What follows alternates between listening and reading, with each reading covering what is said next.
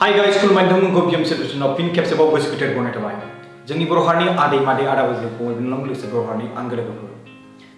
दिनै आं माखासे पलिटिक्सनि सोमोन्दै बाथ्रा बुंगोन। रायजो राजाफोर, first things let me clear this जे नों पलिटिक्सनि भिडिअ मानो लाबोयो आरो 17 years 2 yearsनि जे सरकार खुंथाय बा 5 years 17 to 5 yearsनि जे सरकार खुंथाय बिनि कम्पेरिजन बिनि सायावहाय आरो लोगोसे दानि जे आथिखालाव जे प्रमद बर' सारनि दैदेननायाव खामानि मावनो लानायनि बिथिङावहाय आरो बायदि बायदि आं गोबां बिथिङावहाय नोंथांमोननि सिगाङावहाय आङो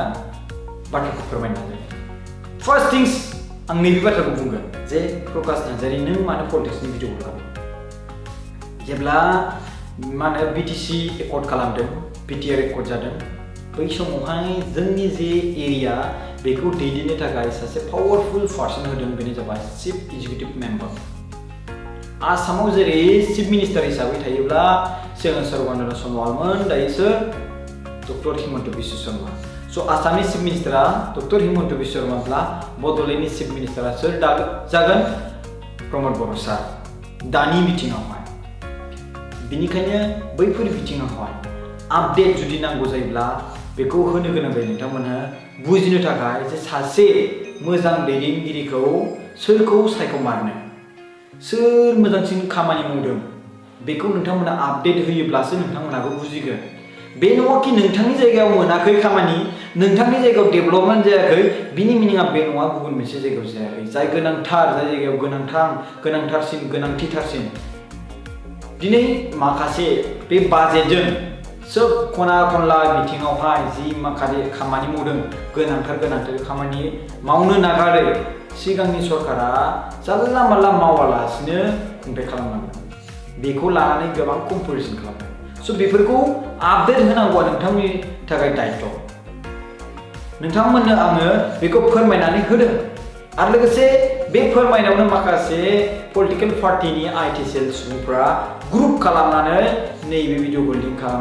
खालामनानै कमेन्ट खालामो आरो बिनि गेजेरावहाय आंनाव बेफोर डिटेल्सआ फैयो। बिनिखायनो आं बै कमेन्ट्स खालामनायफोरखौ दायो आङो बारा केयार खालामला। पाब्लिकफ्रा खोब कनफिउजनाव दङ जे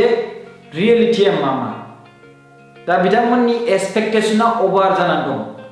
रायजो राजाफोरनि गेजेराव। स' बिनिखायनो बेखौ आं क्लियारिफिकेसन होनाया मोजां। दिनै सुइजारलेण्डखौनो होन दिनै प्रमद बर' सारनि बुंनाया जेनेबा सुइजारलेण्डखौ नायनो थांनो गोनांथि गैया नाथाय बिथाङा नाजादों बिथांनि बुंनाय रावखौ जि बुंदोंमोन बेखौ इमप्रुभमेन्ट होनो थाखाय बिथाङा बेखौ रियेलिटियाव लाबोनो थाखाय बिथाङा नाजागासिनो दं। दिनै बिथाङा 4 एशियान कक' बायदि मोनसे चेम्पियनशिप प्रग्रामखौ बड'लेण्डआव लाबोदों। बेफोरथ' गेम बेफोर गेमखौथ' सुइजारलेण्ड बायदियाव गेलेहैयो। दा साप'ज हमना ला बे खेलखौ गेलेहैया जानो हागौ बेलेग खेलखौथ' गेलेहैयो। स' बेबायदि मोनसे स्टेटास हिसाबै आं बे बाथ्राखौ बुंदों। दिनै सन्ट्रस ट्रफिखौबो क'क्राझाराव लाबोदों बड'लेण्ड। बेवहाय गोबां सुबुंफ्रा नायहैनो मोन्दों फ्रियावनो बिना टिकेट 4 एशियान कक' चेम्पियनशिपखौबो नोंथांमोना खायसे सुबुङा मोनथियामोन खायसे सुबुंफ्रा मोनथिखायो। दा जाय मानसिया कक' होननाय बाथ्राखौ गेम होननाय बेबो दंमोन बेबायदिबो दं होननानै बेखौ मोनथियामोन बिथांमोना दा मोनथिबाय। ओरै खुन्था ओरै खारलायलायनाय दांबानो ओरैबायदि देरहालायनाय मा गेम बेलाय स' गोबां सुबुंफ्रा बिनि दारैबो इन्सपायार जालायबाय। आरो जे बे 4 एशियानि कक' चेम्पियनशिपखौनो होन सन्ट्रस ट्रफिनिखौनो होन बिनि जे बाजेट बे माब्लाबाबो बिटिसि गभर्नमेन्टनिफ्राय नङा रायजो राजाफोर बे बाजेटखौ अलरेडि सेन्ट्रेलनिफ्राय हरखानाय एल'केसन खालामखानाय। आं खोनानो मोन्दों 4 एशियान कक' चेम्पियनशिप बे गेमखौ गुवाहाटीयाव खालामनो नागिरदोंमोन नाथाय गुवाहाटीनिफ्राय मानगोनां प्रमद बर' सारा लाबोबाय। मायाव लाबोखो? बड'लेण्डआव। बेसेबां मोजां हाबाफारि बेखौ लाबोनायनि थाखाय आं गोसो गोरबोजों थेंक इउ जासियो। बिथांनि थाखायनो दिनै गोबां कन्ट्रेक्टर खामानि मावग्राफ्रा सुबिदा मोनलायबाय। बिथांनि दारैनो गोबां लेबारफ्रा खामानि मावनो सुबिदा मोनलायबाय। बिथांनि दारैनो गोबां सुबुंफ्रा गावनि एसे प्रब्लेम दंमोन बेखौ बेयाव खामानि मावनानै सोदांनो हालायलायबाय निश्चयबाबो आं बे बाथ्राखौ बुंगोन कि गासिबो मोनजोबाखै नंगौ नाथाय बे केपेसिटिजों जेसेबांखिनि होनो हायो बिथाङा होलायबाय दिनै बिथाङा कर'ना भाइरास जानायनि गेजेरजोंबो 1.5 years खौनो हमना ला रायजो राजाफोरखौ नङा 1.5 years बिथांनि समावहाय गभर्नमेन्ट दानायनि उनावहाय सिगांथ' 5 months माने जेब्ला इलेक्शन जादोंमोन बे समावनो लकडाउनखा आरो बिनि सरकार दाखांनायनि उनावहाय 1 year खौनो हमना लादों 1 year हमना लादों नङा बारबावसो अब्ला बै समावहाय लकडाउन खामानि मावग्रा गैया लेबार गैया मा गैया बबेयावहाय मा फाउन्डेसन खालामगोन बबेयावहाय मा बिल्डिं बानायगोन बेफोर गासिबो कुइसन दानि रायजो राजाफोरखौ मानसिफ्रा खायसे ब्लाइन्ड खालामहोबाय जे अनलि बिल्डिं नुब्लाल' मा होनदों मा होनो 2 yearsनि गेजेराव 1 yearsनि गेजेराव बिल्डिं नुब्लानो बे डेभेलपमेन्ट मोनसे बाथ्राखौ गोसोआव लाखि बिल्डिंखौ लुनो हायो बाजेट हिसाबै जुदि दा बायदियावहाय 6 monthsनि गेजेराव जुदि बिल्डिं मोनसे गायसनोब्ला जुदि बिल्डिंआ जुदि गेग्रुबोब्ला बेनि रेसपन्सिबिलिटिखौ नों लागोन नामा इन्जिनियारिं बाबुआथ' 6 monthsनि गेजेराव लुना होनाय नङा मानो होनोब्ला बेखौ लुयोब्ला बिनि गेरेन्टिया लुनाथ' होनो हागोन नाथाय माबा मोनसे जायोब्ला बिनि रिस्कखौ आं लानाय नङा इन्जिनियारिं बाबुआ बेबायदि बुंगोन अब्ला खमावबो बेखौ लुनो थाखाय कमप्लिट मोनसेल' बिल्डिं नङा ना गोबां जायगा थपा बैयाव अफिसार थागोन बैथिंजाय ओरै केम्पास बैथिंजाय ओरैबायदि केन्टिन बैथिंजाय ओरैबायदि फिल्ड लामा स' हेंथें गोबां दं बेफोरखौ मोजाङै डिजाइन खालामगोन मागोन बिनि उनावहाय बानायगोन स' अब्ला 5 yearsनि गेजेराव कमप्लिट जायाब्ला बे 6-7 yearsनि गेजेराव बे फाउन्डेसन खालामनानै दोननाया कमप्लिट जाहैगोन जे बिथांमोनहा जे कर'ना भाइरासनि गेजेराव बिथांमोनहा गोबां फाउन्डेसन खालामबाय गोबां लामा होबाय गोबां माखासे दालां होबाय बेफोरखौ नुनानै दानि सरकारा गोमोहाबदों माने बेनिखायनो बिथांमोना ग्रुप खालामनानै माखासे बिथिङाव जों बे बाथ्राखौ बुङोब्ला बाखनायनाय बाथ्राखौ बुङोब्ला नोंगौ रियेलिटिखौ फोरमान होयोब्ला बिथांमोननि आईटी सेलनिफ्राय ग्रुप खालामनानै बिथांमोननिफ्राय कमेन्ट होयो ओरै इउजार एक्सट्रा सेन्स खालामनानै बिथांमोना कमेन्ट होयो आंबो बारा मिथियामोन आं सानोमोन उनावहाय माने रियेलिटि उमरगौ नामा सानोमोन उनावहाय आंनाव स्क्रिनशट फैबाय बे ग्रुपनि स्क्रिनशट फैबाय जे ओरैबायदिलै आदा नोंखौ ओरैबायदि टारगेट खालामदों ग्रुपआव खालामनानै बिथांमोना सोब ओरैबायदिनि मानसि गोजा आं मोनथिनो मोनबाय नङा होमबा स' बिनि उनावहाय मोनथिनाय लोगो लोगोनो आं बेखौ बुजिबाय होमबाथ' पाब्लिकफोरा नङानो पाब्लिकफोराथ' जायो जि बाथ्रा बुंदों बिथांमोनानो मा आरो बिथांमोना बानायनो ओंखायनो फेक प्रफाइलफ्राबो फेक फेसबुकफ्रावबो नाय फेसबुकआवबो जाय कमेन्ट खालामदों बिथांमोननि फ्रेन्ड फलोइंसखौ नायग्रो आरो बिनि गेजेराव बिथांमोननि प्रफाइलखौ नायग्रो बिथांमोना 7 days 10 daysनि प्रफाइल चेन्ज खालामनाय आरो बे पुनः आपडेट गैया स' बेबायदि फेक एकाउन्टजों पस्ट खालामो कमेन्ट खालामो आरो बिनि गेजेराव नोंथांमोननि गोसोखौ सोलायहोनो नाजायो जेरै हमना ला मोनसे खादायाव जे आलु सेवनाय थायोब्लाथाय गासिबो सेवफालाङोना थिग बेबायदिनो नोंथांमोननि गोसोआबो दाजाथों बेखौ आं एक्सप्लेन खालामो बाट बे नोंथाङा ओरै प्रमद बर' सारखौ मोजां मोननायखाय प्रमद बर' सारखौ माने सापर्ट खालामनायखाय नोंथाङा इदिबायदि बुंदों न सैथोखौ सिनायनो नाजा रियेलिटिखौ नोंथाङा मोनसे भट दं बे भटखौ नोंथाङा बिजेपिनो हो कंग्रेसनो हो बा इउपिपिएलनो हो बिपिएफनो हो नोंथाङाथ' अब्ला जुदि नोङो कंग्रेसनो होयोब्लाथ' नों अब्ला इउपिपिएलखौ मोजां मोना नों जुदि इउपिपिएलनो होयोब्ला अब्ला नों बिपिएफखौ मोजां नङा डेट इज नट डेट नोङो सोरबा सासे लिडारजों नोङो मा होनदों नों माने दुश्मन नङा होमबा नोंथ' जायखौ मोजां मोनो जाय सरकारखौ मोजां मोनो बेनोनो भट होगोन ना नङा होमबा दिनै नोंनाव मोनसेल' भट दं बे भटजों नोङो सोरबा सासे मानसिनो भट होखाथारनांगोन नोङो अब्ला आं नोंथांखौ बुंनोसै नोंथाङा दा दिनै इउपिपिएलनो भट होबाय अब्ला नोंथाङाथ' निउट्रेल नङाना नोंथाङा होमबाथ' वान साइडसो आं नोंथांखौ बेबायदि बुङोब्ला नोंथाङा मा मोनगोन अब्ला स' बिदि बुङोब्ला बिदि नायोब्ला बयबो वान साइड जाजोबना दं जाय मानसिया बेबायदि बुंनायाव जुदि एगेन्स्ट बुंदोंब्ला बेनो वान साइडखा अब्ला नों माखौ सोरखौ बुंनो फैदों वान साइड टु साइड स' बेनिखायनो गाव बुजिना थानायानो गाहाम गावनो सानना थानायानो गाहाम मिथिबायना माखासे बिथिंफोरखौ बुङियानो गाहाम दिनै जाय दैदेनगिरिया मोजां खामानि मावदों बेखौ नाय दिनै कर'ना भाइरास गेजेरजोंबो बिथाङा गोबां 4 एसियान कक' बायदि बा बिनि गेजेराव सन्ट्रस ट्रफि बायदि गिदिर हाबाफारिखौ खालामबाय बड'लेण्ड इन्टारनेशनेल नलेज फेस्टिभेल बायदिखौ खालामबाय रागाम गावनि जाथि गावनि हारिनि राव खान्थि हारिमु गावनि जे मोनसे स्टेटास बे स्टेटासखौ लाबोनो थाखाय एसेबां खस्थ' खालामदों प्रग्राम खालामदों सुबुंफोरनो नलेज होनो थाखाय बड'लेण्ड इन्टारनेशनेल नलेज होदों स्टुडेन्टफोरखौ फोरोंनो थाखाय बेबायदि प्रग्राम खालामनायखौ बाखनायनो नागारै दिनै खायसे सुबुंफोरा गिनानै बिथांमोना बखिदों आरो बे बखिनायावहाय खायसे आइटि सेलफ्रा ग्रुबै कमेन्ट खालामदों जाहाथे सापर्ट खालामनाय पाब्लिकआ बेखायनो बे बाथ्राखौ बुंनो गोनां जादों आङो मोनसे खादायाव आलु गेसाव थायोब्ला गुबुनाबो गेसाव जाफानो नागिरो जाखि बेखौ जुदि बोखांनानै गुबुन मोनसे खादायाव दोना अब्ला आं बे खामानिखौ मावदों नोंथांमोनहा मेगनखौ खेव 2 yearsनि गेजेराव 17 yearsनि गेजेराव बोरैहाय डिफारेन्स नुगोन नोंथांमोना नायदो गोमो हाबजोब्बाय मानसिफोरखौ जे 2 yearsनि गेजेराव दानि सरकारा जि ओरैबायदि प्रग्राम खालामनानै ओरैबायदि डेभेलपमेन्ट लाबोबाय बेखौ बिथांमोना गोमो हाबबाय 17 yearsआव जाय खुंथाया जेबो सिरि जास्ट फैसाल' बर'नानै जानाय कारापसन लेट्रिन बायदि मोनसे थिंखिखौनो कारापसन खालामो गोबां रायजो राजाफोरनि ओरै खना खनलाथिं गामि दङ बेफोर गामिफोरखौ दासिमबो जेबो खालामाखै बिथांमोना बै समाव ओमफ्राय दानि सरकारा 2 yearsनि गेजेराव कमप्लिट खालामजोबनांगौ मा बियो मा बुंनो सानदों 17 yearsआव बिथांमोना बे खामानिखौ मावाखै आरो मावजोबाखै दिनै 2 yearsनि गेजेराव ओरैबायदि बखिनो फैदों बिथांमोनहा सारा जाख्ल'जोबनानै 2 yearsनि गेजेराव बैफोरखौ एक्सपेक्ट कमप्लिट खालामजोबनांगौ जाय मानसिया सनितपुर बिश्वनाथखौ सोनो नागिरनायावहाय बिथाङा 100%निबो बारा बिथाङा अपोज खालामबाय थायो बिथां सुबुंखौ नोंथांमोना बोरैहाय इनाय अनागारि नोंथांमोना भट होनो हायो आरो बोरैहाय नोंथांमोना सापर्ट होनो हायो नोंथांमोननि बे सनितपुर बिश्वनाथआ न'नि बिखानि थै नङामोनब्ला गोदो सिगां जेब्ला जोनोम जादोंमोन जोंनि एनसेस्टर बिथांमोना मोनसे दरलबसेल' गामिनिमोन बिनि उनावसो बिथांमोना बुरजा जालांबाय अब्ला नों आं गासिबो एखे अब्ला नोंनि थैयाव जि दं जोंनि थैयाव जि दङ बर'नि थै अब्ला नोंथांमोना सनितपुर बिश्वनाथखौ इनागार मानो नागारनो थांगोन दिनै बर' कसारि अट'नमास काउन्सिल बायदि एकर्ड बिटिआर एकर्डनि दारै मोनबाय बेसेबां मोजां हाबाफारि दिनै बुंनांगोन बड'लेण्ड मा होनो बिटिआर एबा बिकेडब्लिउसि बिटिआर एकर्ड खालामनानै मोनदों नङा होमबा अब्ला बिकेडब्लिउसिनि गेजेराव जायफोरो माबा मोनसे सुबिदा मोनाखैमोन नाथाय बिथांमोना मोनबाय नोंथांमोनखौ आङो मा एक्सप्लेन खालामबावनो जे बिटिआर एकर्डनि दारै बड'लेण्ड कसारि माने बड' कसारि अट'नमास काउन्सिलनि गेजेराव खायसे गोबां बर' सुबुंफ्रा गोबां गावनि न'खर खुंथायखौ खुंगासिनो दं दिनै बिटिआर एकर्डनि दारै सनितपुर बिश्वनाथ एरिया इनक्लुजन जानो थांगासिनो दं दाख्लै बावै डक्टर हिमन्त बिश्व शर्मा मामाया बुंना होबाय चिफ मिनिस्टारा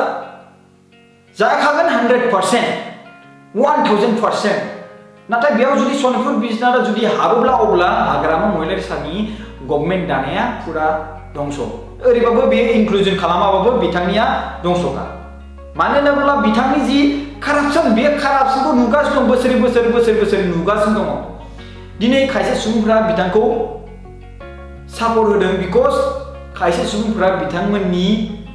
खामानि मावनायावहाय सोरबा साख्रि मोनदों सोरबा मा होनदों गारि गुरा बायनानै होजादों बिथांमोना एसे एनै मोनदों आरे भाई बिथाङा बिटिसिनि चिफ हिसाबैथ' बिथाङाथ' सोरबा सासे सुबुंनि न'खरखौथ' बानायना होखागोनखा सोरबा सुबुंनि न'खरखौथ' खालामना होखागोन आरो बिथांमोनाथ' थैथांबाबो सापर्ट होखागोन मानो होनबा बिथांनिफ्राय सापर्ट मोनबावगोन दा बेबायदिनो बिटिआरनि चिफ दायो श्रीजुत मानगेन्द्र प्रमद बर' सारनि सायावबो एखे बिथाङाबो सोरबा सोरनिबा न'खरखौ गोबां मोजां बानायनानै होगोन आरो होबाय सोरनोबा साख्रि टेम्परारिबाबो होदों कन्ट्रेक्चुयेल साख्रिबाबो होदों फेल'शिप साख्रिबाबो होदों बिथाङा आरो गोबां बिथिङावहाय साख्रिखौ बिथाङा होगासिनो दं आरो होबावगोन बेखौ नोंथांमोना खायसे सुबुंफ्रा गामियाव थानाय सुबुंफोरा इडुकेसन लानायनिब्ला साख्रिखौ नांगौ जायोमोन अब्ला नोंथाङा एप्लाइ खालामोमोन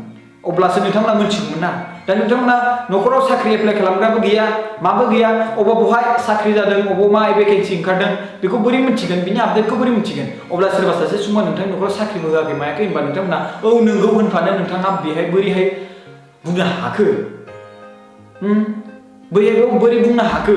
नोंथांनि न'खराव सोरबा सासे इडुकेटेड पार्सन दोनलाय आरो बिथांमोनखौ साख्रिनि थाखाय नागिरहोबाय थानो हो अब्ला बिटिसिनि सिङाव बिटिआरनि सिङाव दा प्रमद बर' सारनि दैदेननायाव भेकेन्सि ओंखारदों ओंखाराखै बहाबा ओंखारदों ओंखाराखै बेखौ आपडेट लानो होबाय था बिनि उनावसो बुं जे ओंखाराखै नंमारगौ दिनै नोंथाङा बे बाथ्राखौ साना हसिया बोरैहाय बुंनो हागोन नोंथांनि न'खराव ना एग्जाम इन्टारभिउ होग्रा दङ ना बेवहाय मा होनोब्लाय साख्रि नागिरग्रा दङ ना साख्रि एग्जाम होग्रा दङ आरो बिनि सोरबा सासे सुबुङा नोंथांनि न'खराव थांबाय बुंबाय औ नोंगौ दानि सरखारा ओरैबायदि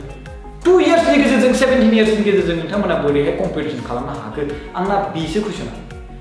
2 इयार्स नङा 5 इयार्स हमना लादो नै 5 इयार्स जासिगोन 5 इयार्स आरो 17 इयार्सनि गेजेरजों आं नोंनो अनलि 5 डेज होगोन आं एग्जाम होनो थाखाय मोनसे एग्जाम होनो थाखाय आं बिथांनो 1 मान्थ होगोन आं अब्ला नों 5 डेज मोननाय सुबुङा बांसिन लिरनो हागोन ना बै बे 1 मान्थ लिरनाया सानैबो खिन्थु नलेज आरो आइकिउआ समान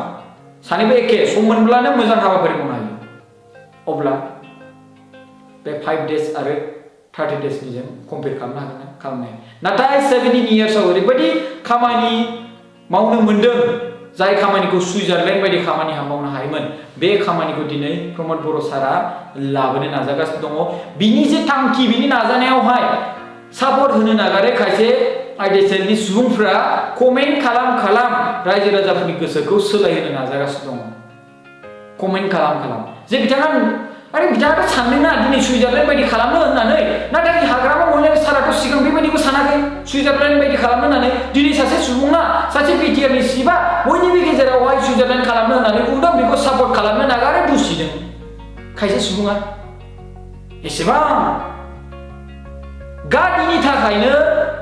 सिटनि थाखायनो पजिशननि थाखायनो एसेबां आखुसिम थांनो हायो आं नोंथां माखासेखौसो नुबाय सिनायदों रायजो राजाफोरखौ 2 इयार्सनि गेजेराव बिथांमोना कर'ना भाइरासआव 1 इयारखौनो थांबाय आरो 1 इयारनि गेजेराव बा 1.5 इयार्सनि गेजेराव बिथांमोना मा खालामदों गोबां खामानि लामा दालां आरो गोबां प्रग्राम खालामनानै बिथांमोना रायजो राजाफोरनि गेजेराव डेभेलपमेन्ट आरो जे बड'लेण्डबो दङ बेखौ फुरा इन्टारनेसनेलावहाय सिनायथि होनो नाजादों दिनै नोंथांमोना नरेन्द्र मदिनि स्टाइलखौ मिथिगोन नरेन्द्र मदिया दिनै हादोराव बेसेबां सिनाय जायो खामानि मावो हादोरा माने आउट अफ इन्डिया बेसेबां मानसिफ्रा बेखौ बाख्नायो दिनै रेंक बाय रेंक दिनै जोंनि मा होनदों बड'लेण्डआबो दिनै आसामनि सिङाव जाय खामानिखौ मावनो हायाखै बे खामानिखौ मावनो थांबाय मावगासिनो दं बड'लेण्ड इन्टारनेशनेल नलेज फेस्टिभेल जाय बड'लेण्ड इन्टारनेशनेल नलेज फेस्टिभेलखौ आसाम बायदियाव खुंनो हायाखैमोन दिनै जोंनि बिटिआरआव खुंदों बेनो जाबाय प्राउड मुमेन्ट टाइम बेफोरखौनो लानानै सिनायथिजोंनो जोंनि हारिया मोनथाय बेबायदिबो माने हारि दङ बिथांमोनहाबो जौगागासिनो दङ टुरिज्मनि सेक्टरावबो बियो मोजां प्रमोशन जायो एजुकेशन सेक्टराव जाहैबाय डेभेलपमेन्ट बिथिङाव जाहैबाय गोबां बिथिङावहायबो जाहैबाय प्रग्राम खुंनाय जायगायाव डेभेलपमेन्टबो जायो आरो रायजो राजाफ्रा बायदिसिना दखान फिसा होनायावबो बिथांमोना खुंथायाव एसे प्रफिट मोनो आरो नों सोलोंथाइ जायफोरनि थाखाय थांखि लानानै बे प्रग्रामखौ बानायदों बिथांमोनहाबो नलेज मोनो दा दिनै बिथांमोननि जे फाउन्डेसन खालामनाय बेखौ मानसिफ्रा बुंदों जौगानाय नुवाखै ओरै सेक्रेटारियेटखौनो होन माबा ओरैबायदिखौनो होन फट' खेबनानै स्क्रिनशट खालामनानै आइटिएसएलनि सुबुंफ्रा बेखौ एड खालामनानै हाग्रामा महरै लाबोनाय मोनो बिटिसि एकर्डनि दारै बिथांमोना लाबोदों 17 इयार्सनि गेजेराव बिथांमोना सेक्रेटारि गेटआव माब्ला हाबनायमोन कुइसना बेसेबां बोसोरनि उनाव सेक्रेटारि गेटआव हाबनाय हाग्रामा महिलारि दैदेननाय सरकारा 2003आवबा जों 2004आवनो एक्सपेक्ट खालामनो हायोमोन 1 इयारनि गेजेराव 2 इयार्सनि गेजेराव जोंबो सेक्रेटारिखौ नांगौमोन बे समाव नाथाय बै समावहाय रावबो सानै हयै बिथांमोननि बायदि खायसे क्रेक गैया आबसुनि दैदेनगिरिफ्रा बुजिखायो बेसेबां सम नांगौ बै समावहाय ओंखायनो रावबो क्लेम खालामाखै रायजो राजाफ्रा रावबो क्लेम खालामाखै नाथाय बिथांमोना दिनै 2 इयार्सनि गेजेराव 1 इयारल' कर'ना भाइरासनि थांबाय 1.5 इयार्स बे सम मोननायाव बिथांमोना साबसिन नागिरगासिनो मानो होनबा बिथांमोना ओरैबायदि खामानि मावबाय बै खामानि मावनायफोरखौ बिथांमोना शकिं जाबाय फाउन्डेसन होबाय बे फाउन्डेसनखौथ' नोङो इन्जिनियार बाबुखौ 6 मान्थनि गेजेराव खालामनांगौ बिथांमोना खालामनो हाया मानो होनबा नों डिजाइननि सेक्टर थायो मानि सेक्टर केन्टिननि सेक्टर लाइब्रेरिनि सेक्टर बहाबा माने फोरोंनायनि क्लासरुम प्रिन्सिपाल आरो एसिस्टेन्ट प्रफेसारफोरनि जिरायनायनि जायगा स' बेफोरखौ बानायनांगौ डिजाइन खालामनांगौ खोथा थायो जायगा बेखौ डिजाइन खालामनांगौ गेटनि डिजाइन खालामनाय नङा होमबा जुदि थाबैनो जानला मोनला बानायोब्ला माबायदि इनस्टिट्युट बानायनाय जागोन नैजिबायदि मोनसे सोंथि फैगोन दिनै बेफोरखौ लानानैनो बेफोरनि सायाव लानानैनो दिनै इन्जिनियारिंफोरा खमावबो 5-7 इयार्सखौ डिमान्ड खालामो टाइम बियो जे बेफोरखौ बानायनो थाखाय दिनै बेसेबां गोबाव जाखो क'क्राझार मेडिकेल कलेजआ बेसेबां गोबाव जाखो बानायनो दासिमबो जेबो कमप्लिटखौनो जाहोनो हायाखै बेफोरनोथ' बेफोरखौ लानानैनो खायसे सुबुंफ्रा खायसे जोंनि रायजो राजाफोरनि सुबुंफ्रा बेखौ मिथिया नालाय साननोबो थाङा बुंबानो औ जायो नालाय स' बेफोरखौनो लानानै राजनिति खालामनो नागिरो खायसे सुबुंफ्रा जे बिथांमोना माने ओरैबायदियाव दासिमबो बिल्डिं बानायबासो डेभेलपमेन्ट खालामनायखौ नुयो नालाय इनफ्रास्ट्राक्चार नङा होमबा स' दिनै बेफोरखौ खालामनो थाखाय सम नांगौ खालामगासिनो दं बे महर मुस्रि रियेलिटियाव सफैनो थाखाय प्रेक्टिकेलाव सफैनो थाखाय सम नांगोन मानो होनबा गायसनबाय थागोन ओरैनो खेबसेनो इथा लुबाय माबाय सिमेन्ट दालायबाय अब्लासो बिल्डिं जाथारगोन बेथ' नङाना बेथ' इनस्टिट्युट जागोन बेथ' नङाना नङा होमबा स' बेफोरबायदि खेत्रआव खायसे सुबुंफ्रा ओरैनो पइन्टलेस मिनिंलेस बिथांमोना खायसे कमेन्ट खालामो आरो बुङो बेफोरखौ नोंथांनि सिगाङाव एक्सप्लेन खालामनो थाखाय जों ससियेल मिडियायाव थायो सैथो रियेलिटि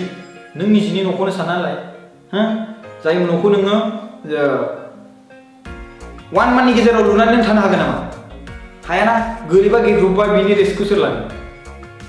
बेबायदिनो मोनसे थायो आं एसेबां बुंबाय थाखुलायला मानो होनबा नोंथांमोना मिथिखागौआनो गासिबो क्षेत्रआवहाय जि दानि जि बिटिआरनि चिफ श्रीजुत मानबिदा प्रमद बर' सारनि जि दैदेननाय बे दैदेननाया गोबां मानसिफोरनि गोसोखौ सोमावग्लुंहोदों जों माथो हायासै बेबायदि जोंनाव आइडियानो गैया दिनै सुपार 50 बायदि मिशन मोनसे बिथाङा साक्सेसफुल खामानि मावबाय बिथांनि जि दैथायहरनाय स्टुडेन्टफोरनि गेजेराव 25 स्टुडेन्टफ्रा JEE साक्सेस खालामनो हाबाय बिनिफ्रायनो जों गोबां साइन्टिस्ट गोबां IAS IPS गोबां माने UPSC क्लियार खालामनाय IAS IPS नि सुबुंफोरखौ जों जुदि फिउचाराव जों मोनहैयोब्ला अब्ला बिथांनि मोनसे गेदेर बाख्नायथाव हाबाफारि आरो बेनो बाख्नायथाव हाबाफारिखा जाय न'खरफोरनिफ्राय गैजारि न'खरफोरनिफ्राय बिथांमोनहा कचिं लानो गोसोमोन नाथाय बिथांमोनहा फैसा थाखा गैयिनि थाखाय कचिं खालामनो हायाखै बिथांमोननि थाखाय बेखौ कचिं खालामनो थाखाय सुपार 50 बायदि मिशन मोनसे प्रमद बर' सारनि दैदेननायाव खालामहरबाय बेबायदि खालामहरनायावहाय दिनै गोबां टेलेन्ट सुबुंफ्रा बहाबा IAS IPS जायोब्ला बहाबा SP बहाबा DC जायोब्ला अब्ला बैफोरबायदिनि डिस्ट्रिक्ट बैफोरबायदिनि बा DIG बा DGP जुदि जायोब्ला बैफोर हादोर माने स्टेटनि गुबुननि डिस्ट्रिक्ट गुबुननि स्टेट बेखौ सामलायनो हानाय जुदि केपासिटि जायोब्ला बै समावहाय नायबाय था प्रमद बर' सारखौ बुंगोन बयबो मानाव गेदेर सारनि दैदेननायावनो बैबायदि इडुकेसन सापर्टखौ मोन्दोंमोन सोलोंथाइ सापर्टखौ मोन्दोंमोन जायनि जाहोनाव आं दिनै DGP जायनि जाहोनाव आं दिनै IAS जायनि दिनाव आङो दिनै IPS बेबायदि बाथ्राखौ बुंनो हागोन आरो बै समावहाय जोङो बिथांमोनखौ जोंनि बड'लेण्ड जे जानो गोनां फिउचार बड'लेण्ड स्टेट बा दायो बिटिआरआव बिथांमोनखौ गावनि एरियायावहाय खुंथायखौ खुंनो थाखाय बिथांमोनखौ DC पस्ट बा मा होनोमोनलाय बेखौ IAS नि SP पस्ट नङा होमबा IAS नि DCJआनो हक नङा होमबा ACS आनो हक नङा होमबा दा सोरबा SP नङा होमबा सासे IPS सासे SP जानो हायो बा सोरबा गावबागाव डिपार्टमेन्ट प्रसेसनि दारै आं जेसेबांखिनि रोंगौ आं बेखिनिखौ बुंबाय स' बेबायदि बाख्नायथाव हाबाफारि गोबां खामानि मावदों योजना माबा माबि गोबां स्किम बानायनानै होदों रायजो राजाफोर बेफोर स्किमफोरखौ नोंथांमोना फायदा उथायना ला दा नों फायदा उथायना लानो रोङाखै बे नोंनि गोरोन्थि नों बेफोरखौ फायदा उथायना ला मोजाङै सावरायनानै ला नोंनि गामि सोबनिबो केरेक्टारखौथ' मा होनो स्ट्रिक्ट खालामनो हानाय मोन्थाय गैया रावबो लिडारहा बेहा बिनि केरेक्टार बिनि गोसो नङा होमबा बेहा राइट्स दं बेहा मोन्थाय दङ मा खामानि मावो मा मावा जेब्ला गोरोन्थि मावो इलिगेल मावोब्लासो पुलिसा बेखौ खागोन ना अब्ला बेनि सिगां नोंथांमोना बेजों मोजां सावरायनानै बेनिफिट लानो लुबैदोंब्ला मोजाङै खामानि माव मोजां खामानि मावनानै बिथांमोनजों गोरोबनानै था बे 2 years 3 yearsनि गेजेराव बोरैहाय जाजमेन्ट खालामनो हानांगौ खालामनो हाया